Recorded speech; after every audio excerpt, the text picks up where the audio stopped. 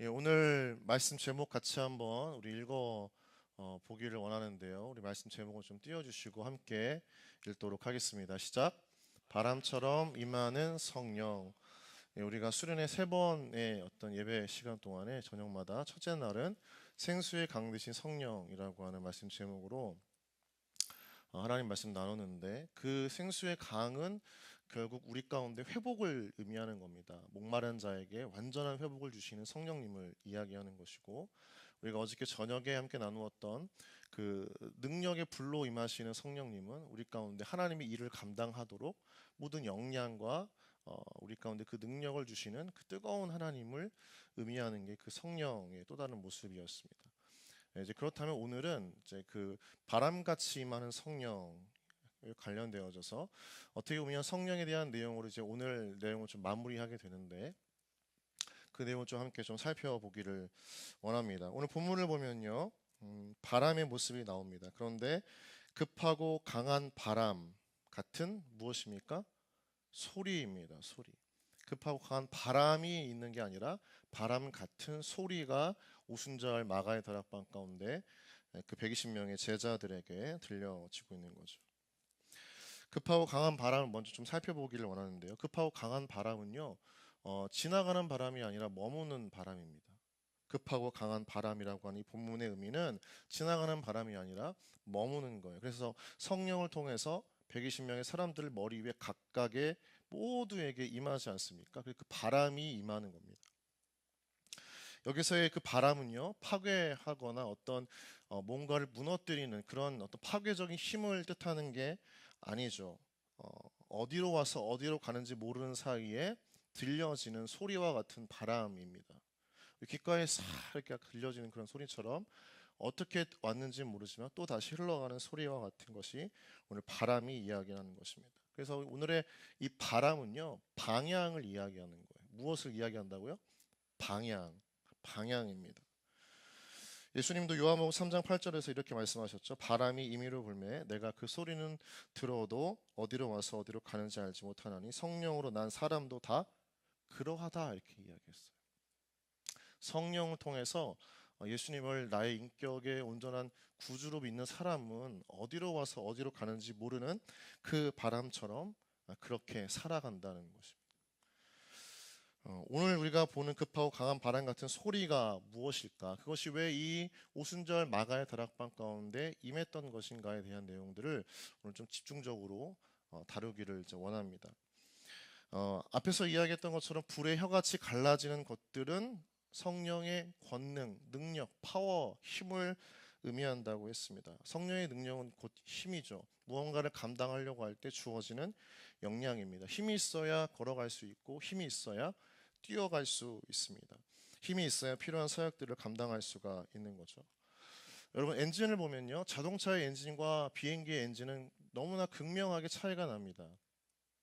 자동차의 엔진보다 비행기 엔진이 더 크고 정교하고 더 파워풀하죠. 이유가 무엇입니까?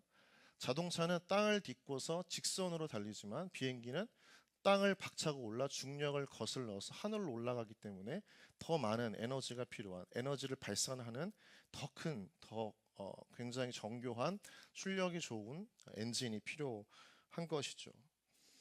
그래서 엔진의 힘은 능력에 있어서 너무나 중요합니다. 능력은 그런 것을 의미하는 겁니다. 힘.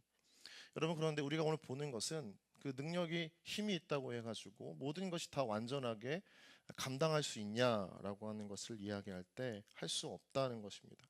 능력만으로는 하나님의 일을 감당할 수가 없는 거예요. 나에게 어떤 은사만 있다고 해서, 어떤 역량이 넘친다고 해서 그것을 통해서 하나님의 일을 할 수는 없는 겁니다. 중요한 것은 무엇이냐면 그 힘을 어떤 방향으로 쏟느냐가 중요한 거예요. 힘의 방향이 중요하다는 거죠. 여러분, 비행기도 힘이 있습니다. 땅을 박차고 올라가는 힘이죠. 그래서 날아가요. 그런데 그 방향이 하늘을 향해 날아가지 않고 땅을 향해 곤두박칠 때 그 힘은 굉장히, 그 방향은 오히려 그 비행기를 산산조각 내는 아주 파괴적인 힘이 되는 겁니다. 힘은 있지만 그 방향성이 우리에게 더 중요한 거예요. 여러분의 인생 가운데 계획이 있고 힘이 있고 재능이 있고 은사가 있지만 중요한 건 그것을 어떤 방향을 가지고 어떤 목표를 가지고 목적을 가지고 쓰느냐가 더 중요한 겁니다. 그래서 성령의 능력도 중요하지만 방향이 더욱 중요한 거죠. 그래서 오늘 급하고 강한 바람 같은 소리는 결국 무엇을 의미하냐면 성령의 강력하신 인도함을 의미합니다. 성령의 강력하신 인도함. 한번 따라해 볼까요? 성령의 강력하신 인도함. 네, 이게 오늘 본문 가운데 주어진 성령의 의미입니다. 성령의 능력이 없으면 교회와 그리스도인들은 세상 속으로 들어가서 증인으로서의 삶을 살아내고 복음의 능력을 드러낼 수가 없습니다. 세워져 있기만 하고 바람이 불면 쉽게 쓰러지는 허수아비와 같은 존재가 되는 것이 능력이 없는 교회, 능력이 없는 크리스찬들의 모습이죠. 근데 중요한 건 무엇입니까? 그 능력을 가지고 하나님께서 원하시는 삶을 살아갈 때 그 방향을 온전하게 설정하는 거예요. 그게 우리의 어떤 의지나 감각이나 지식으로 되는 것이 아니라 하나님께서 인도해 주심을 통해서 우리가 그 재능과 은사와 능력들을 쓸 수 있는 곳으로 우리가 나아가야 한다는 겁니다. 그래서 힘은 있지만 동시에 성령을 통해서 강력하게 이끌림 받지 않으면 주님이 원하시는 방향으로 주님께서 원하시는 사역으로 우리가 쓰임 받지 못한다는 거죠. 오늘 말씀 보면요, 1장 8절을 보면 제자들에게는요 분명히 방향성이 있어요. 우리가 이 1장 8절 다시 한번 좀 보기를 원하는데 다시 한번 읽어보겠습니다. 시작. 오직 성령이 너희에게 임하시면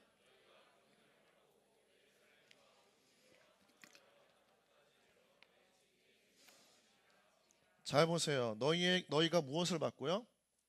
힘을 받는 겁니다. 파워를 얻는 거예요. 그것으로 끝나지 않고 방향성이 있습니다. 어디입니까? 예루살렘과 온 유대와 사마리아와 땅끝까지 이르러 무엇이 되라고요? 증인. 그 증인의 삶으로 우리가 살아내도록 힘도 주시고 방향도 주신다는 거예요. 여러분, 이 두 가지가 균형 있게 우리 가운데 갖춰질 때 하나님께 귀하게 쓰임 받는 하나님의 사람이 되는 겁니다. 근데 8절 말씀이 개역 개정 말고요. 세번역 성경으로 보면 굉장히 우리 가운데 분명한 방향성의 마침표를 주는 표현이 담겨져 있어요. 우리 한번 좀 바꿔주시겠습니까? 다시 한번 읽어보죠. 시작.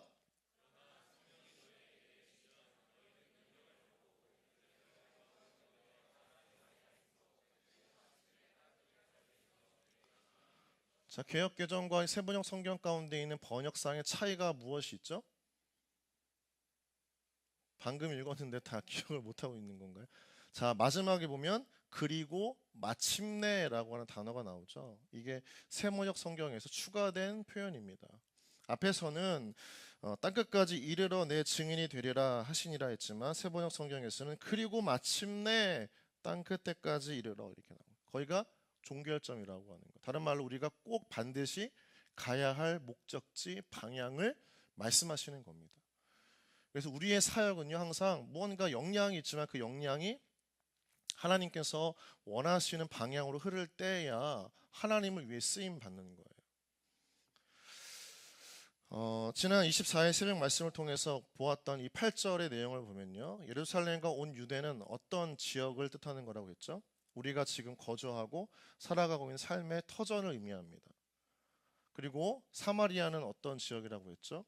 모든 유대인들이 가기를 원치 아니하고 거부하는 지역. 우리에게 적용하면 내가 일하기 싫어하는 부서, 만나기 원치 않는 사람, 동료, 선배, 선후배들 이를 이야기할 수 있는 거겠죠. 마지막으로 땅끝은 어디입니까? 땅끝은 우리가 가본 적이 없는 미지의 영역이에요. 그래서 우리 가운데 권능과 성령의 이런 어떤 이끌림을 통해서 그 힘을 가지고 우리의 삶의 자리를 떠나서 그리고 우리가 원치 않는 곳까지 간 다음에 우리가 알지도 못하는 곳까지 하나님께서 우리를 사용하시기를 원하신다는 것이 8절의 고백입니다. 무엇으로요? 증인으로. 여러분, 그래서 이 성령의 충만함을 가진 경험한 청년들은 안주하지 않아요. 끊임없이 도전하고 부딪히고 자기가 안주했던 그 자리를 박차고 나아가는 거예요. 여러분과 성령의 능력이 임하면 내가 익숙한 관계와 사역을 넘어서서 더 큰 사역, 더 도전적인 사역, 더 하나님께 쓰임받고 싶은 마음으로 끊임없이 자신의 사역을 깊이를 추구하고 확장을 추구하게 된다는 겁니다. 그게 성령 충만한 청년들의 삶이 되는 것이죠. 그렇다면 분명하죠. 성령님의 절대적인 인도함이 없이는 예루살렘과 온 유대와 또 사마리아 넘어서 땅끝까지 미지의 영역까지 갈 수가 없는 겁니다. 성령의 강력한 인도하심을 경험할 때야만 그 자리를 떠나서 원치 않는 곳도 가고 내가 알지 못하는 곳까지 갈 수가 있다는 거예요. 강력한 인도하심, 힘이 아니라 힘의 방향, 써야 되는 곳, 흘려보내야 되는 곳을 성령님께서 우리 가운데 강력하게 인도하신다는 겁니다. 말씀을 묵상하다 보니까 이렇게 너무 적절한 예로서 들 수 있는 인물이 떠올랐습니다. 누구냐면 이제 구약의 창세기에 나오는 요셉입니다. 여러분, 요셉은 그 가정에서 아버지 총애를 받고 자란 자녀이죠. 여러분, 요셉이 입었던 옷을 기억하세요? 우리나라 번역으로 어떤 옷을 입었습니까? 채색 옷이라고 하는 옷을 입었습니다. 채색 옷은 히브리어로 케토네트 파심이라고 하는 옷인데, 여러분, 중동은 따가운 햇빛이 비치는 고열의 지방입니다. 그런 곳에서 많은 중동 사람들이 일을 할 때에는 어떤 옷을 입냐면 여기 이 좌우 양팔이 다 훤히 드러나는, 우리 겨드랑이가 다 보일 정도로 통풍이 잘 되는 옷을 입어요. 일하기 편하니까, 움직여야 되고 거추장스럽지 않아야 되니까. 그런 옷을 입는 게 보통 사람들의 의복입니다. 그런데 이 요셉이 입었던 채색 옷은 어떤 옷이냐면, 여러분 채색 옷 어떤 옷인지 기억하세요? 아세요? 그런 세대가 아니기 때문에 잘 모를 수가 있는데, 아주 어린 아이들이, 귀여운 아이들이 입는 화려하고 아주 형형색색의 한복 같은 느낌입니다.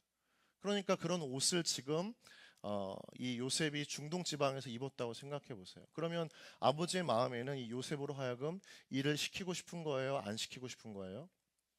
시키고 싶지 않은 거죠. 총애를 받았던 요셉 아들 요셉이었던 것입니다.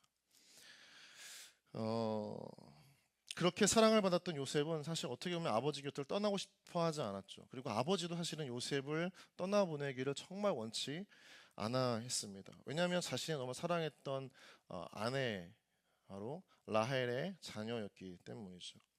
그런 요셉이 형들에 의해 노예로 애굽에 팔려간 곳에서 보디발의 어떤 종노릇을 하고 억울한 누명 때문에 감옥에 갇히고, 감옥에서 갇힌 그곳에서 술 맡은 관원장의 꿈을 해석했지만 그로 하여금 인간적인 배신을 당하는 그런 모욕적인 인생을 걸어가고 경험하게 됩니다. 그런데 어느 순간 기억났던 그 술 맡은 관원장의 기억으로 인해서 바로에게 추천을 당했고, 그로 인해서 바로의 왕의 꿈을 해석하면서 순식간에 애굽의 총리가 되는 그 일련의 사건들을 보면, 어떻게 이렇게 애굽이라고 하는 당시 사회와 경제와 정치와 군사의 중심지 강대국이었던 그 애굽의 총리가 어떻게 한순간적으로 이루어질 수 있었을까라고 보면, 창세기 39장과 2절, 3절, 21절, 23절을 보면 그 대답을 알 수 있어요. 같이 한번 우리 읽어보기를 원합니다. 한번 2절부터 같이 읽어보겠습니다. 2절 시작. 여호와께서 요셉과 함께 하심으로 그가 형통한 자가 되어 그의 주인 애굽 사람의 집에 있으니. 3절입니다. 시작. 그의 주인이 여호와께서 그와 함께 하심을 보며 또 여호와께서 그의 범사에 형통케 하심 보았더라. 21절입니다. 시작. 여호와께서 요셉과 함께 하시고 그에게 인자를 더하사 간수장에게 은혜를 받게 하심에. 23절입니다. 간수장은 그의 손에 맡긴 것을 무엇이든지 살펴보지 아니하였으니 요셉과 함께 하심이라. 여호와께서 그를 범사에 형통하게 하셨더라. 여러분, 이 39장 한 장 안에서만 요셉과 함께 하신 여호와를 4번이나 강조하고 있어요. 함께 하신 여호와 하나님은 이 구약 시대에도 여전히 존재하시는 성령 하나님을 뜻합니다. 성령 하나님이 요셉과 함께 하셨던 거예요. 그가 간수장이 될 때에도, 그가 보디발의 집에 있을 때에도, 어떤 곳에서든지 성령께서 요셉과 함께 하심으로 그의 모든 삶이 인도받았던 겁니다. 근데 여러분 잘 보세요. 인도받은 삶이라고 우리가 생각했을 때 그 삶은 평탄한 삶이거나 갖추어진 삶이거나 어려움이 없을 삶이라고 우리가 그렇게 여겨지지만, 오늘 말씀 본문을 보면 여전히 하나님의 인도함을 받고 있으면서도 요셉은 어려운 상황 가운데 빠져듭니다. 이것은 여러분, 우리가 하나님을 믿을 때 결코 우리 가운데 어떤 세상적인 축복이나 평탄한 길만이 열려 있지 않다는 것을 알려주는 거죠.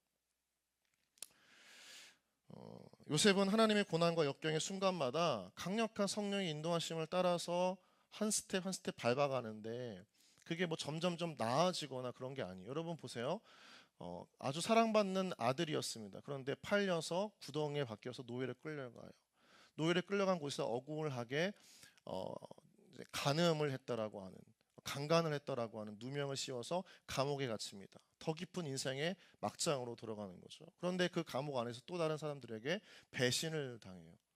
그러니까 요셉의 인생은 우리가 봤을 때 애굽의 총리가 되는 화려한 모습만 눈에 들어오지만 그 전까지는 계속 인생의 미끄럼틀을 타는 밑바닥을 향해 가로지르는 그런 인생이었던 거죠. 그런데도 오늘 말씀을 보면 성령께서 함께 하셨다는 거예요. 성령께서. 어쩌면 성령께서 그의 인생을 강하게 그런 고난을 통과하는 인생으로 이끌어 가셨는지 모르겠어요. 어쩌면 하나님께서 요셉의 인생을 그렇게 그런 방향으로 끊임없이 이끌어 가셨던 것인지 모르겠습니다. 여러분, 오늘 요셉과 같이 여러분의 삶을 계속 하나님이 뭔가 인생의 막장으로 미끄럼틀 롤러코스터 타고 내려가는 그 추락하는 삶으로 인도하시는 것 같아서 마음이 어려운 지체들이 있습니까? 여러분, 그것으로 낭망하지 않고 낙심하지 않기를 주님의 이름으로 축원합니다. 하나님이 인도하고 계신다는 거예요. 그러한 삶일지라도. 그래서 나중에 요셉은요, 그가 어릴 적 꾸었던 그 꿈 있잖아요. 형제들이 자기에게 절하는 꿈, 모든 어떤 주위에 있는 사물들이 자기에게 절하는 꿈 때문에 그걸 보고 마지막까지 고난 가운데 그것을 생각하면서 복수할 날을 기다리면서 애굽의 총리가 된 게 아닙니다. 애굽의 총리가 되어져서 나중에 자신의 형들이 자기에게 절을 할 때야 그때서야 그 꿈이 기억났다라고 성경은 말씀하고 있어요. 요셉이 그 고난과 역경의 삶을 이겨낼 수 있었던 이유는 하나님께서 그 방향으로 함께하고 계심을 분명히 마음 가운데 믿었고 경험했기 때문입니다. 그래서 요셉은 구약의 인물이지만 그는 성령의 사람인 거예요.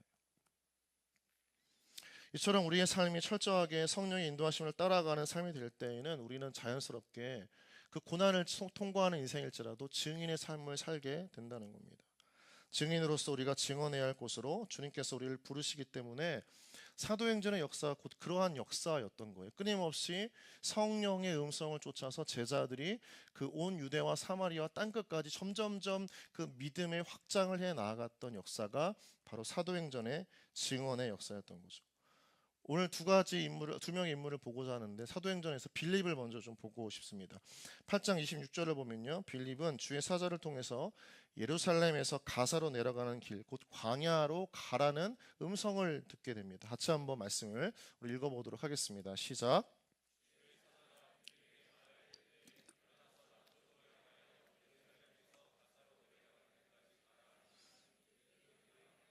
광야라. 여러분, 이 빌립 어떤 사람인지 여러분 아세요? 빌립? 이 주의 사자가 갑자기 빌립으로 하여금 일어나서 남쪽을 향해 가고 그 내려가는 길까지 가라는데 그 길은 광야입니다. 좋은 길이 아니에요. 거칠고 메마르고 누구나 피하고 싶은 그 광야입니다. 그 이야기를 빌립에게 하고 있어요. 주님의 사자의 음성에 순종하는 빌립이 저는 굉장히 낯설게 여겨집니다. 왜냐하면 빌립은 그런 인물이 아니었거든요. 여러분, 우리 오병이어 사건을 기억하시죠? 오병이의 기적을 여러분 다 아마 알고 있을 겁니다. 배경은 빈들입니다. 예수님께서 자신을 따라오는 수많은 무리들을 먹이고자 할 때 제자들 가운데 한 가지 질문을 던지는데 정확하게 한 명을 지목해서 질문을 던지십니다. 그 대상은 바로 빌립이었던 거예요. 우리가 이 사람들을 어떻게 먹여야 하냐라고 물어봤을 때 빌립은 어떤 사람이었는지 그의 대답을 통해서 극명하게 보여주고 있습니다. 우리 요한복음 6장 7절 말씀 함께 우리 읽어보겠습니다. 시작. 빌립이 대답하되 각 사람으로 조금씩 받게 할지라도 200데나리온의 떡이 부족하리이다. 어떻게 이 사람들을 먹여야 하냐라고 하는 예수님의 질문에 빌립이 가장 먼저 했던 것은 무엇입니까? 돈을 계산하는 사람이었습니다. 빌립은 계산적인 사람이었어요. 돈을 추구하고 돈밖에 모르는 사람이었습니다. 돈이라고 하면 머리가 너무나 빨리 돌아가는 사람입니다. 12명의 제자 중에 가장 먼저 예수님께 얼마의 돈이 필요할지를 이야기했던 그런 계산적인 인물이 빌립입니다. 여러분, 그런데 오늘 그 빌립은 전혀 다른 모습을 우리 가운데 보여주고 있는 거죠. 빌립의 또 다른 모습을 보겠습니다. 요한복음 14장 8절을 같이 한 번 더 읽었으면 좋겠는데 읽겠습니다. 시작. 빌립이 이르되 주여 아버지를 우리에게 보여주옵소서 그리하면 족하겠나이다. 예수님께서 나를 본 자는 곧 아버지를 본 자다라고 이야기하셨는데 빌립은 그게 의심스러웠어요. 그래서 예수님께 이렇게 이야기합니다. 주님, 아버지를 우리에게 직접 보여주십시오. 그래야 내가 믿겠습니다. 이렇게 이야기를 하는 거죠. 의심 많고 계산적이고 돈밖에 모르는 사람이 빌립이었습니다. 주의 성령이라고 하는 너무나 이해할 수 없는 신비로운 음성을 쫓아서 광야까지 갔던 인물이라고는 예상할 수가 없는 사람이 빌립이었던 거죠. 그런데 오늘 말씀을 보면 또 신기한 것이 있습니다. 따지지 않고 주의 사자가 가라는 곳까지 가요. 그래서 27절 말씀을 보면 8장 27절 사도행전 8장 27절 말씀을 보면 이렇게 나옵니다. 일어나 가서 이렇게 바로 즉각적으로 순종하는 빌립의 모습을 볼 수가 있는 거예요. 성령께서 인도하시는 것에 대해서 더 이상 거부하거나 계산하지 않는 완전히 뒤바뀌어진 빌립의 모습을 보고 있습니다. 그때 성령께서 사람 하나를 만나게 하세요. 누구냐면 예루살렘에 갔다가 자신의 고향 에디오피아로 가고 있었던 그 에디오피아 여왕 간다기의 국고를 맡은 내시를 만나게 하십니다. 성령의 인도하심은 거기서 그치지 않고요. 그 29절을 보면 이렇게 성령께서 인도를 하고 계세요. 이 수레로 더 가까이 나아가라 이야기하시는 거예요. 그러니까 아마 국고를 맡은 내시가 저 멀리서 오고 있는 것을 빌립이 보았을 것인데 성령께서 다시 한번 두 번째로 빌립에게 그런 음성을 들려주시는 거예요. 저기 오고 있는 저 수레로 더 가까이 나아가라. 우리 한번 좀 찾아볼까요? 사도행전 8장 29절 말씀인데요. 지금 띄어져 있는 겁니까? 네, 한번 읽어볼까요? 시작. 두 번째 음성을 불러주시죠. 그런데 이 두 번째 음성에서도 빌립은 전혀 계산적이지 않고 바로 순종하는 모습을 30절을 통해서 볼 수가 있는데요. 30절은 자막으로 띄어 있지 않기 때문에 성경책을 찾아서 보도록 하겠습니다. 8장 30절 말씀입니다. 사도행전 8장 30절 말씀 같이 한번 찾은 지체들만 읽어보겠습니다. 시작. 빌립이 달려가서 선지자 이사야의 글 읽는 것을 듣고 말하되 읽는 것을 깨닫느냐. 빌립의 또 다른 모습이 나옵니다. 일어나 갔던 것이 아니라 두 번째 가라 수레 더 가까이 가라 라고 하셨던 성령의 음성을 듣자마자 빌립이 취한 행동은 무엇이죠? 달려갑니다. 달려가요. 이 모습을 보면 정말 성령의 음성에 즉각적으로 순종하는 그러한 빌립의 모습을 우리는 보게 되고 있는 거죠. 그 인생을 통해서 성령께서 이끄심을 경험하면서 빌립은 놀라운 경험들을 하게 됩니다. 내가 원해서 만났던 에디오피아 여왕 간다기의 국고를 맡은 내시가 아니었습니다. 그가 원했던 인물은 아니에요. 그런데 하나님께서 성령을 통해 그를 만나게 하셨던 것이죠. 거기서 그치지 않고 그 광야에서 여러분 만나고 있는 지금 배경이 어디입니까? 광야예요. 만날 수가 없는 곳입니다. 사람 하나 찾아보기 힘든 곳입니다. 그런데 그곳을 가라셔서 갔어요. 거기서 기다렸더니 그 내시를 만나게 된 것입니다. 하나님의 그 인도하심은 항상 우리의 예상과 계획을 초월해서 역사하시는 거예요. 내가 만날 수 있을까라고 하는 사람을 만나게 하시는 거죠. 그것이 나보다 역량이 높은 사람이든 나보다 더 많은 어떤 믿음의 분량을 가진 사람이든 내가 정말 이 사람들과 함께 할 수 있을까라고 하는 그런 사람들조차도 성령의 이끄심을 받으면 우리는 만나게 되는 복을 누리는 겁니다. 그게 무엇이냐? 만남의 축복이에요. 여러분 청년의 삶 가운데에서 성령의 음성을 쫓아서 여러분들이 한 걸음 한 걸음 여러분의 삶을 스텝을 밟아 나아갈 때 그때 여러분 가운데 음성을 쫓아 살아간다면 여러분이 만날 수 없는 그 사람들을 여러분 가운데 만나게 하시는 하나님의 그 만남의 축복이 있기를 주님의 이름으로 축원합니다. 그 은혜가 있는 거예요. 성령을 쫓아서 살아가는 사람들, 청년들에게는. 근데 더 큰 놀라운 역사가 있습니다. 무엇입니까? 그 만난 그 희귀한 곳에서 희미한 곳에서 만난 그 국고를 맡은 내시가 말씀에 대한 갈망이 있었던 거예요. 듣고 싶었던 거예요. 해석해 줄 사람이 없고 알려줄 사람이 없었던 것입니다. 그래서 빌립은 그에게 주 예수 그리스도에 관한 복음을 전하고 즉각적으로 그 자리에서 이 내시가 세례를 받습니다. 놀라운 일이지 않습니까? 생각해보지 못한 곳으로 갔습니다. 광야입니다. 그곳에서 인적이 아무도 없는 그곳에서 하필이면 그 내시를 만나게 됩니다. 여러분 그냥 내시가 아니라 모두 국고를 맡은 굉장한 권력을 가진 내시입니다. 한 나라의 물질을 손에 쥐고 흔드는 컨트롤할 수 있는 이 내시는 힘이 있는 사람이에요. 하나님께서 그 에디오피아를 변화시키기 위해서 그 내시를 이 광야 가운데 인도하셨고 그 광야 가운데서 만나야 할 빌립을 만나게 하심으로 에디오피아라고 하는 나라를 복음으로 변화시키시는 이 일을 하시는 겁니다. 땅끝까지 이르러서 하나님의 복음이 전파되어지는 것이 성령의 음성을 쫓아 살아갔던 사람을 통해 이루어지는 것이죠. 여러분을 통해서 그렇게 이 세상에 변화받지 못할 곳이라고 여겼던 가정과 일터가 금성을 쫓아 살아갈 때 그곳에서 하나님의 놀라운 일들을 드러내는 축복의 통로가 되어지기를 주님의 이름으로 축원합니다. 더 놀라운 것은 빌립만이 아니라 사도행전 곳곳에는 성령의 강력한 이끄심을 따라서 자신의 계획과 생각을 완전히 깨트리고 뒤집어가면서 주님의 통로가 되었던 사람들이 있다는 겁니다.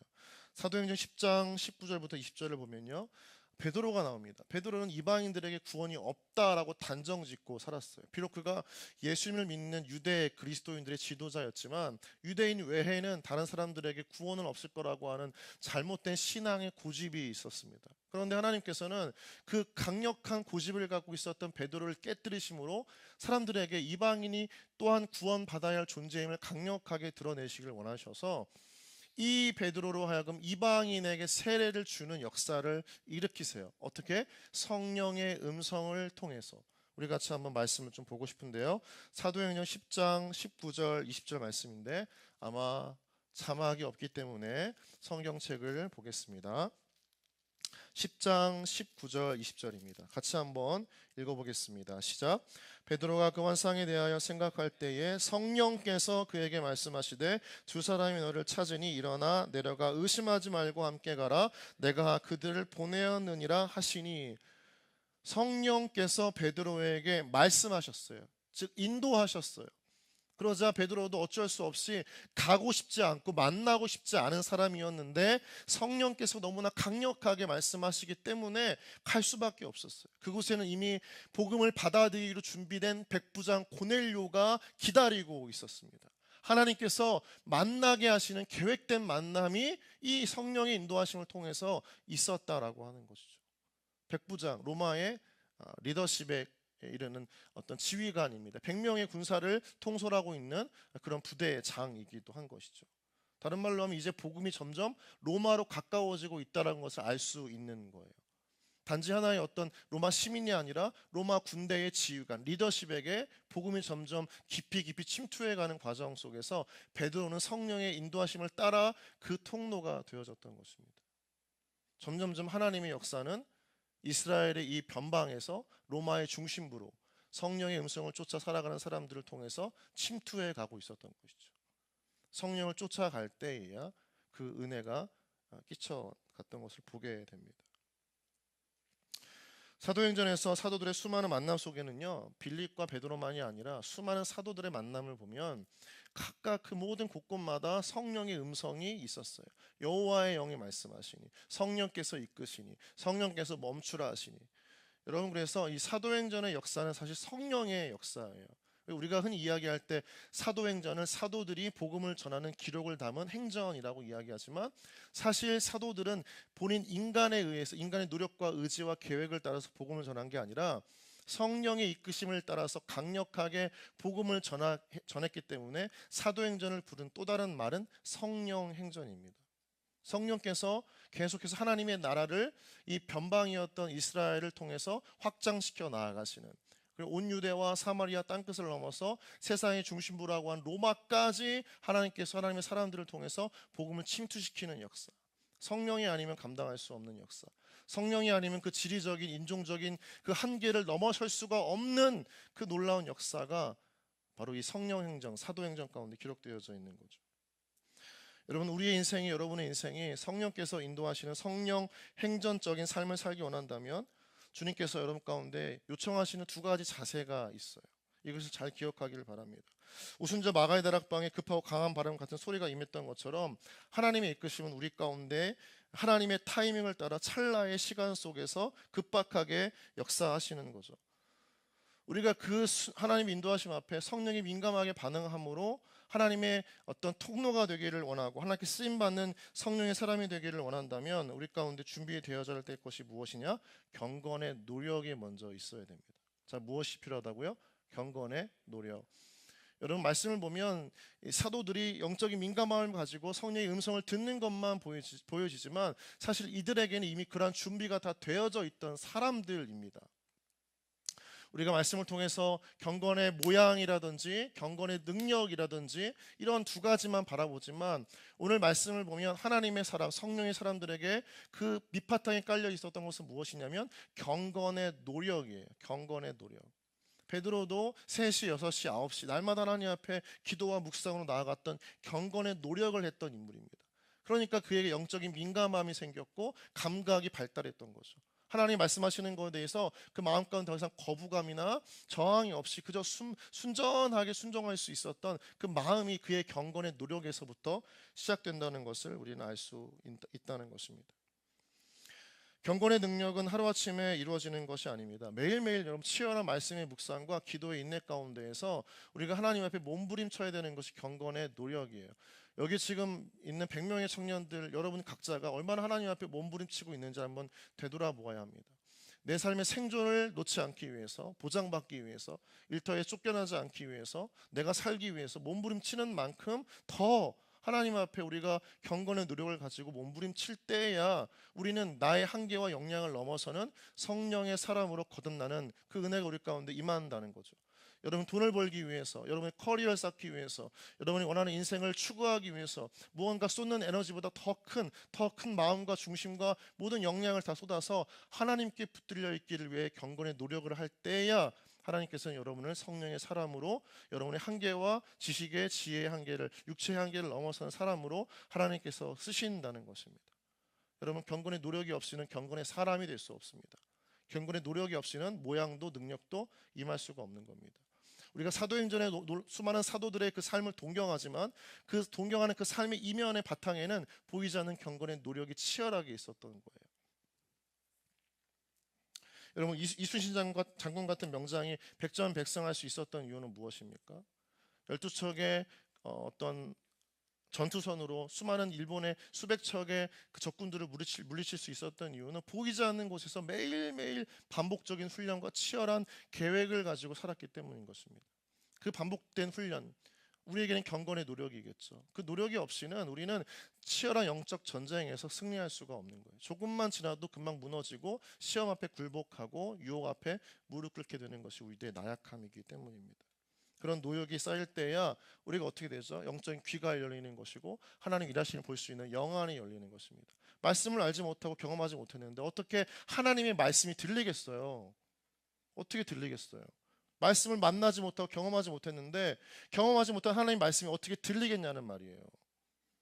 그래서 말씀 가운데 우리가 온 힘을 다해서 하나님을 만나는 그 부단한 경건의 노력이 필요하다는 거죠. 빌립이 내시를 만났던 것처럼 베드로가 고넬료를 만났던 모든 장면에서 영적 민감함으로 주의 사자의 음성을 들을 수 있었던 것은 그들의 무감각하고 무디어진 영성을 날마다 하나님 앞에 날카롭게 갈았기 때문입니다. 단 한순간을 위해서 어쩌면 매일 반복되는 삶은 아니었죠. 주의 성령께서 이끄시는 역사는 매일 반복되는 놀라운 기적은 아니었습니다. 정말 필요한 때에 하나님께서 역사하셨던 거죠. 그 때를 위해서 베드로와 빌립은 날마다 그들의 영성에 칼을 갈고 갈았던 거예요. 무디어지지 않기 위해서, 달아 없어지지 않기 위해서. 여러분 삶 가운데 경건의 노력을 멈추지 않는 주님의 청년 되어지기를 주님의 이름으로 축복합니다. 살기 위해 부단히 노력하는 것보다 더 말씀 앞에 엎드려서 몸부림치는 여러분 되어질 때 하나님께서는 여러분을 반드시 사용하시리라 믿습니다.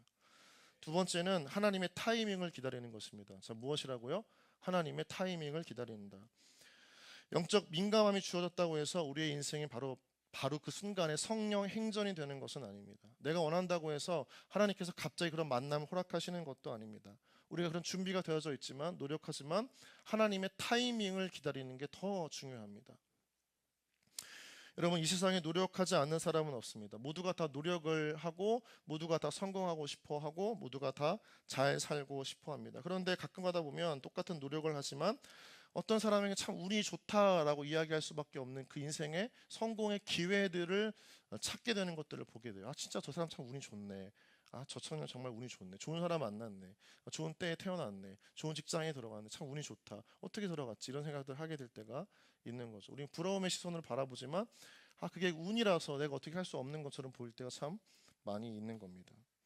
여러분 세상 사람들이 말하는 그 운이 좋다라고 하는 것은 우리에게 있어서는 무엇이냐면 하나님께서 이끄시는 타이밍을 잡는 겁니다. 하나님께서 이끄시는 타이밍을 잡는다.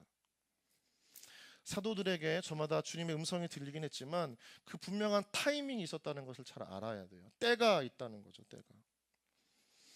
그래서 그 하나님의 때를 따라서 어떤 역사들이 있었냐면 예루살렘과 온 유대를 어쩔 수 없이 떠나게 됩니다. 그리고 사마리아로 갈 수밖에 없게 만드십니다. 더 나아가서 땅끝까지 막 쫓기듯이 쫓겨가게 됩니다. 하나님의 때를 따라서. 여러분 스데반이 죽음 이후에 수많은 기독교 공동체가 핍박에 무서워서 흩어졌습니다. 여러분 기억하십니까? 여러분 모여있기만을 즐겨했던 그 사도행전 초대교회 교인들이 스데반의 죽음 이후에 뿔뿔이 흩어져요. 그런데 그 흩어짐은 피함과 두려움 가운데 흩어졌던 도망침이었지만 하나님께서는 흩어진 사람들을 통해서 더 먼 지역의 이방 지역까지 교회가 세워지게 하시고 하나님의 공동체가 세워지게 하시는 통로로 삼으시는 겁니다. 하나님의 때가 그런 때에 있다는 거예요.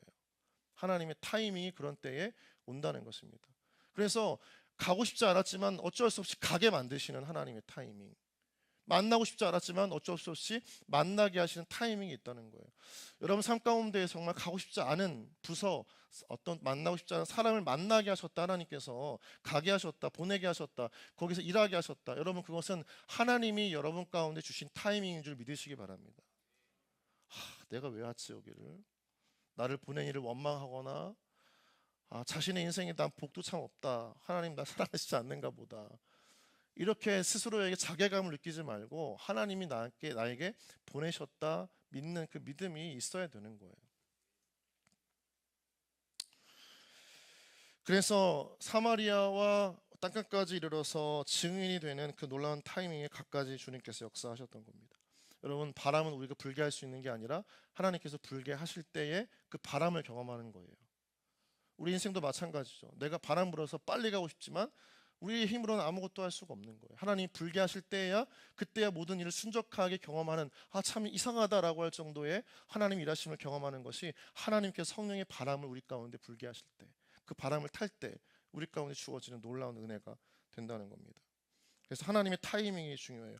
전도서 3장 1절 8절 말씀인데요, 좀 기니까 우리가 좀 교독해 가면서 읽기를 바랍니다. 제가 먼저 읽겠습니다. 범사의 기한이 있고 천하 만사가 다 때가 있나니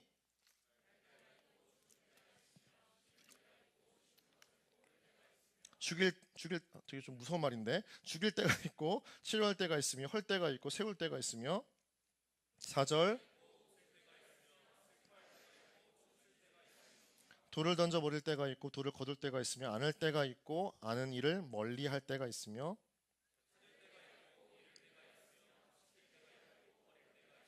자, 찢을 때가 있고 꿰맬 때가 있으며, 잠잠할 때가 있고 말할 때가 있으며.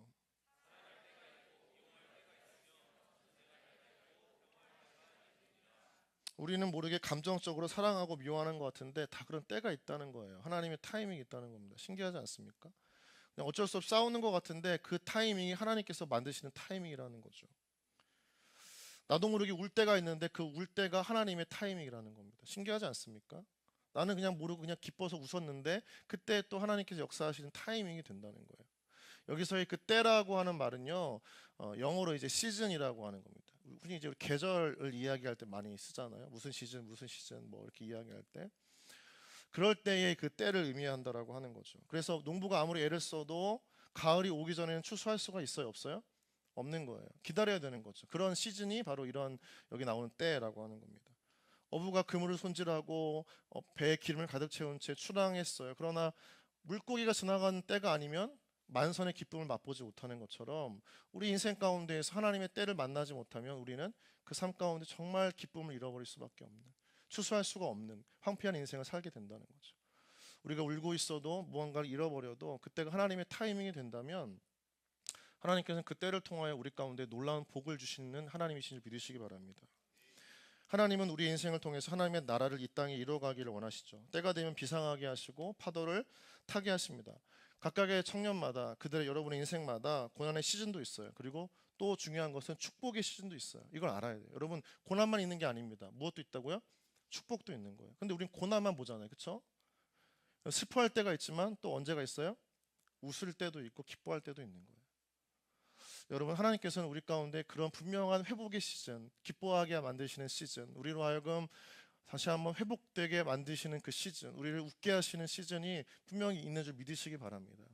여러분 슬퍼할 때 슬퍼하지만 않기를 바래요. 믿음으로 하나님께서 기뻐하게 하실 때를 바라보는 게 하나님의 사람들의 중심이자 마음인 것입니다. 그래서 그 성령을 통한 인생의 터닝 포인트를 놓치지 않는 개인과 또 저희 공동체가 되어질 때 우리 공동체는 또 여러분의 인생은 하나님 앞에 차원이 다른 도구로 쓰임 받는 거예요. 여러분 빌립이 그 에디오피아라고 하는 나라를 뒤바꾸는 복음의 통로가 될 줄 알았겠습니까? 그렇게 계산적이었던 인물이 한순간에 성령의 이끄심을 따라서 인도하심을 따라 쓰임 받으니까 하나님의 타이밍에 사람을 만나게 하시고 에디오피아라고 하는 그 나라를 기독교로 바꾸는 복음의 거룩한 통로로 한순간에 쓰임 받게 되었던 겁니다. 여러분 가운데 그 인생의 주인공 되어지기를 주님의 이름으로 축원합니다. 그 은혜가 있으리라 분명히 믿습니다. 세렌디피티라고 하는 말 여러분 들어봤죠? 세렌디피티. 18세기 영국의 작가 호레이스 월폴이라고 하는 사람이 처음 사용한 말인데 자막을 좀 띄워주시면 감사하겠습니다. 자, 한번 읽어볼까요? 시작. 예기치 않은 행운 또는 우연을 가장한 행운입니다. 예기치 않은 행운, 우연을 가장한 행운이란 뜻. 여러분 그런데 이 세렌디피티라고 하는 말은 우리가 성경을 보면 때가 참회라고 하는 그 뜻과 똑같은 거예요. 우연인 것 같지만 계획된 하나님의 일하심이고 예기치 못한 것 같지만 하나님의 철저한 준비 속에서 이루시는 하나님의 영적 세렌디피티. 여러분 우리는 그걸 볼 줄 알아야 됩니다. 룻과 보아스가 우연히 만난 게 아닙니다. 마침 그때에 하나님께서 룻으로 하여금 보아스를 만나게 하시고 그로 하여금 보아스 밭에 들어가게 하셨던 것들을 보면 하나님의 성경에서의 우연이라고 하는 역사들은 다 하나님의 철저한 계획 속에 이루어졌던 영적 세렌디피티와 같은 은혜가 있었던 것이죠. 여러분 우리의 삶 가운데에서 그냥 하나님의 인도하심을 따라가는 게 뭔가 불안하고 막막하고 두려워할 수가 있지만 그러나 그 속에서 하나님께서 분명히 계획하고 준비하시고자 하시는 여러분을 향한 하나님의 쓰일 계획이 있다는 것을 믿을 때에야 우리는 그 우연 속에서 하나님의 놀라운 역사들을 발견하고 만나는 그 거룩한 성령의 통로가 여러분 되어지길 주님의 이름으로 축원합니다. 하루하루 믿음을 다해서 경건의 노력으로 살아가세요. 눈과 마음이 열려져서 우리가 현실을 마주하지만 우리의 마음과 생각과 뜻이 하늘을 바라보면서 하나님께서 우리 가운데 들리시는 음성을 쫓아서 이 땅을 힘있게 살아가는 여러분 청년 되어지길 주님의 이름으로 축원합니다. 회복되어졌고 불타는 권능을 받았지만 더 중요한 건 무엇입니까? 하나님께서 여러분을 이끌어 가신 대로 가는 게 중요한 거예요. 그때에서야 증인으로 살아야 할 그곳에서 증언하는 삶을 살게 되는 줄 믿으시기 바랍니다. 여러분 저는 우리 목포 사랑교회 모든 청년들이 하나님께 원하시는 그 인생을 향해서 비상하는 인생 되어지기를 간절히 소망하고 바라는 마음이 너무나 큽니다. 그곳에서 여러분이 말하고 싶어하는 것을 말하고 표현하고 싶은 삶을 살아가고 원하는 인생을 사는 것이 아니라 하나님께서 말하게 하시는 그 고백을 하면서 하나님께서 시키시는 일을 감당하고 더 나아가서 여러분의 힘으로 할 수 없는 하나님 나라의 일들을 그곳에서 해 나아가는 성령의 사람 되어지기를 주님의 이름으로 축원합니다. 여러분 우리가 그렇게 되어질 것이에요. 그리고 하나님께서 우리 가운데 그렇게 역사하실 것이에요. 우리 교회가 우리 목포 사랑의 교회가 우리 청년부가 여러분의 인생이 그렇게 쓰임받기를 간절히 축복하며 주님의 이름으로 축원합니다.